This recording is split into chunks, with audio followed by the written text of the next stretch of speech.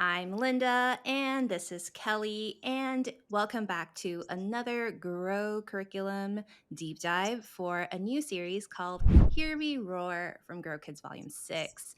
This is our recommended series for October, but you can use these series whenever you want. So even if you're not planning on doing it for October, go ahead and check out this deep dive because we have some really fun ideas and tips for you. So, what we're going to do now in this deep dive is to give you a big picture overview of Hear Me Roar. And we just want to give you all the resources as possible to make sure that you are better prepared to teach it. But we are also going to take an in depth look at some of the specifics of the series that you don't want to miss. If you're a Grow user, our goal is to give you a head start in prepping for the series.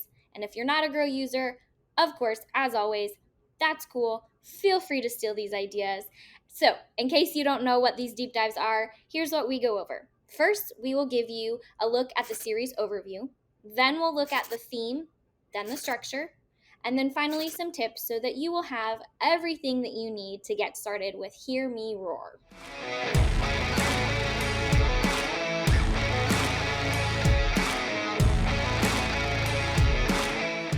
Hear Me Roar is a series all about the book of Daniel. It's a series all about how God was with Daniel and his friends while they were in exile.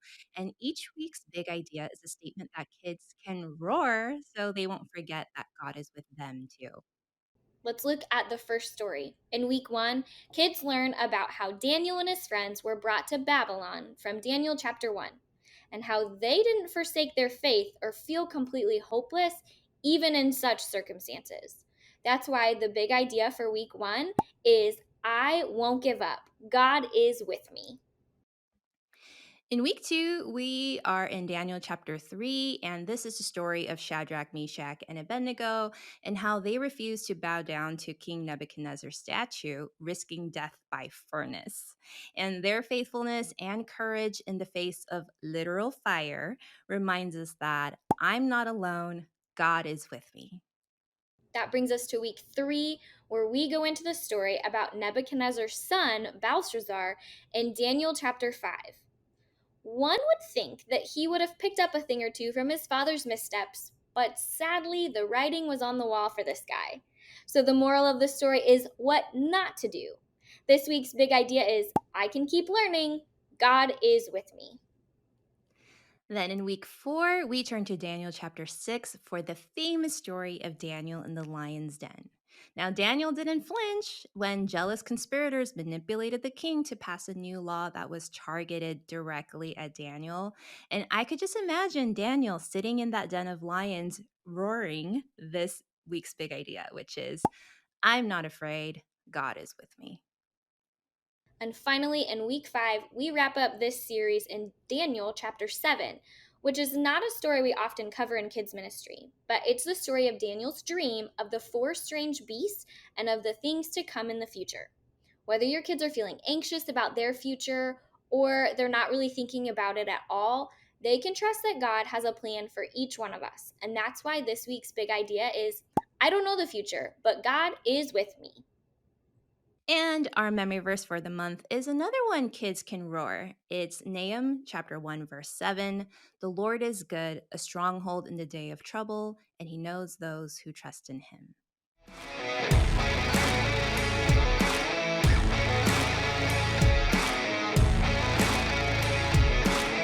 Okay, next we want to talk about the theme. As you can tell, Kelly and I love theming things up.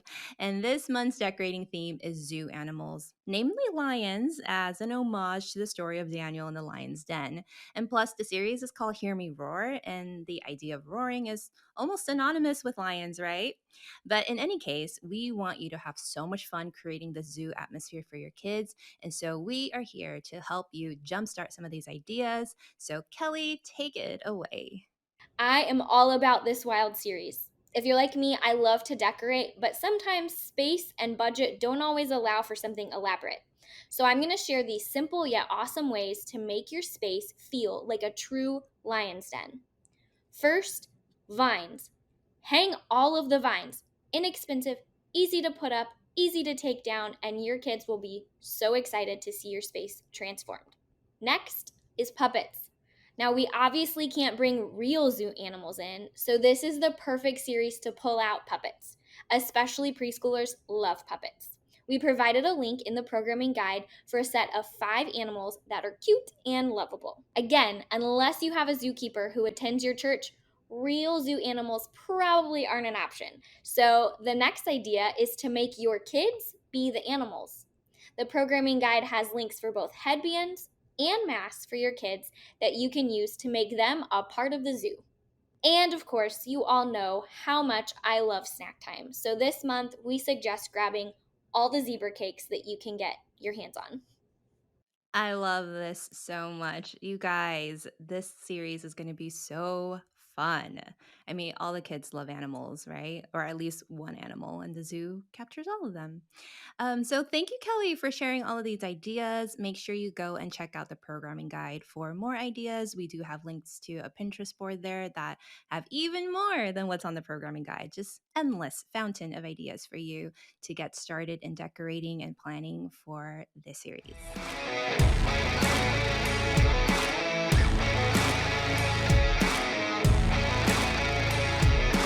Okay, now we want to talk about the structure of this series, which I know a lot of you are just waiting for because teaching is the crux of what we do, right? So, if you've been using Grow for a while, you are aware that a lot of it stays the same in terms of how we structure our lessons. Like, for example, our main teaching sections are always broken down into 3 major sections: the what section, the so what section, and the now what section. The what section is what are we talking about today that has a lot of icebreakers, just really fun ways to ease kids into what we're talking about today. In the so what section, we are doing the bulk of the teaching there where we tell them the Bible story, we tell them the big idea, we do object lessons, just more fun ways for kids to really interact with the story. And then in the now what section, we have kids saying, like, so now what do I do about it? Right. So we're going to do all the application, the reflection, discussion questions, just things for them to really just let them think about what they learned today. Hopefully, you've seen that every series and even each week inside that series has a different structure. So, with these deep dives, what we like to do is we want to help you see the structure that makes this series so unique that you have a better grasp on how you teach it. And in Hear Me Roar, we have 3 sections that we want to talk about right now.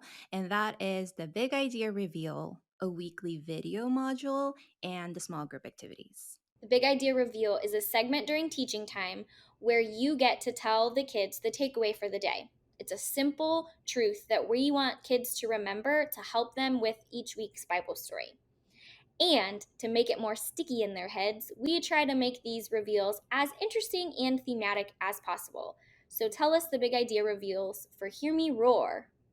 This month's big idea reveal is kind of an immersive one, and also it can add to your decor. So I suggest do it even if you don't want to do the reveal itself, because it'll help just accentuate the theme in your space. So what you want to do is create a big idea corner or just a little space in your room where you're going to do the big ideas. In the lesson itself, we call it the flamingo exhibit because we want to be cute. At minimum, you want to have a coconut tree with like 5 plastic coconuts with each week's big ideas inside them. And you can get like plastic coconuts, or like my friend who created this image for us to look at, she just used 2 bowls like upside down and she just like strung them together and it does a trick. So y'all can get creative. And so you can just make that as elaborate or as simple as you want. If you want to just go all out, go ahead and add like a giant stuffed lion or a cardboard cutout, some flamingo yard decorations, and play some fun music to liven it all up, like the kids are kind of walking past the lion habitat. And you can look at your shop and prep list for more details on what materials you might need and how you want to set it all up. In addition to the big idea reveal, we have a few other modules in that So What teaching section, like object lessons, activities, stories, and my favorite, our teaching videos Grow TV in elementary and Callie's World in preschool. Sometimes we add a specific video module as needed to help explain the Bible story or big idea in more detail. So, Linda, what's special about these videos in Hear Me Roar? These videos are great. Every week, we are going to recommend a video to show the kids, and they're different, like animal videos, kind of like National Geographic, because we know that your elementary kids are like, we're not just going to be like, oh, zoo animals, right? They want to learn some interesting fun facts about animals. So we found some great videos for you to look at. And each of these videos, if you look at it, the author put together some great talking points to link the videos with what the kids heard today in the Bible story and in the big idea. So, like, for example, like in week 1, there is a video about Winter the dolphin. Week 2, we're going to penguins. And week 3, we're looking at Coco, the gorilla learning sign language, which you all probably know, but it's new for a lot of kids, right? Because they haven't been on this earth very long. In week 4, we have the pangolin, also known as an anteater, I believe. And then week 5, this is my personal favorite. It's Ruxa and Reina, and they are a cheetah and doggy, like BFF duo. And it's so cute just watching them interact. And it's going to be a good time. And kids actually kind of love these animal documentaries. Like, even if they say they don't want to watch it, I think they're going to really enjoy these videos. Now let's talk small group activities. We provide a ton of different modules that you can do in large group or small group. But for the small group activity, we try to provide something very hands on to review what kids have learned that day. Linda, tell us more about these small group activities this month. Okay, so when we were planning out this curriculum, the original author and I had this really fun conversation about how when we were kids, we had these group projects. And I know a lot of us really hated group projects, but I remember one that I actually remember fondly, which is when I was in 4th grade, we made these little replicas of the California missions out here. If you're not familiar with what that is, you can go look that up. But it was just really fun to make because you get these animal figurines and all, like, just make this cool project. And so that is what inspired this month's small group activities, which is they're going to work in a piecemeal fashion to build together a tiny zoo. And so each week they're going to just add to it. And they're not just adding things at random, they're doing things that will eventually reinforce a big idea. So I think that's what's really cool. Like, for example, in week 1, they're going to be making a blueprint of the zoo. And the whole point of doing that, other than planning out the zoo, is that when Daniel and his friends were taken to exile, they were probably just confused and like, what is the plan for us now that we're taken away from our home? But they were able to trust that God had a plan for them, so they didn't give up. So that ties into that week's big idea. And then week 2, they're making animal enclosures and habitats. And because animals and humans, need each other. And we were reminded that this week we're not alone because God. And so having these enclosures and habitats will help us kind of remember that, oh, these animals stick together in this kind of habitat. And it'll just be really fun. Week 3, they're making entrances and ticket booths. In week 4, they're making shelters and signs. Week 5 is like they're like finishing touches with no plan, but that ties into the big idea of like, even when you don't know what's going to happen in the future, God is with you. So this is going to be a really fun activity, and it'll be fun to display in your space after you're done with it as well. Linda and I love to see what you guys come up with, what your kids come up with. So please share those as well. We love to see them. Also, Linda, I just had this thought, like, you could maybe charge admission and you could maybe do like a kids ministry fundraiser to come to the zoo and see all of these zoos, right? Oh my goodness, that's a wonderful idea. Please steal that and also show us how you did it because we want to see it. Yes, yes. Well, now that we've covered the overview, the theme, and the structure of this series, we have a few miscellaneous tips to help you make the most of the rest of the series.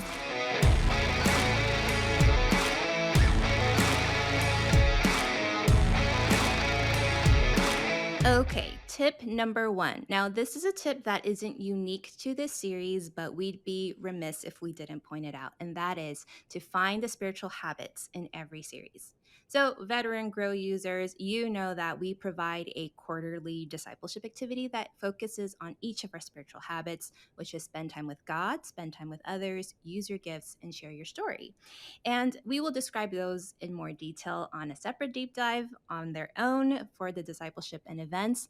But you don't have to wait for a specific quarter to practice these spiritual habits. In fact, you're probably already teaching them these things without even realizing it. So, new to Volume 6, we've added this quick reference guide in each series that shows specific places within the lessons where each of the 4 habits show up. and we've created these for elementary and preschool as well. So make sure you check that out and just be comforted by the fact that the things you're teaching do link to these spiritual habits somehow. Tip number 2 is to invite expert guests. Maybe your church does have a zookeeper in it. Mine does not. I wish it did. But maybe you have a veterinarian or someone else who works with animals. This would be a great time to invite some friends to come and speak to the kids about what they do, how to care for animals, and see if your kids can retell the Bible stories to this special guest. Oh, that would be really fun. Yes. And if you do have, I mean, our Facebook community, you all are so amazing. So if you are like near each other and you want to share guests and do like joint events, that would be really cool too. We're so excited for this series. So once again, thank you, Kelly, for being here and for just sharing with us your expertise and thoughts on the series. And all of you out there, you are all experts in your own right. So please share your ideas and just tell us how things are going because we love hearing from you and we love making things that are usable and helpful to you. So go ahead and drop your comments in this thread and anywhere on Facebook. Tag us in your photos. We just love to see all the things you're doing to minister to your children. So thank you all for being with us today. We love you. Have a wonderful Hear Me Roar.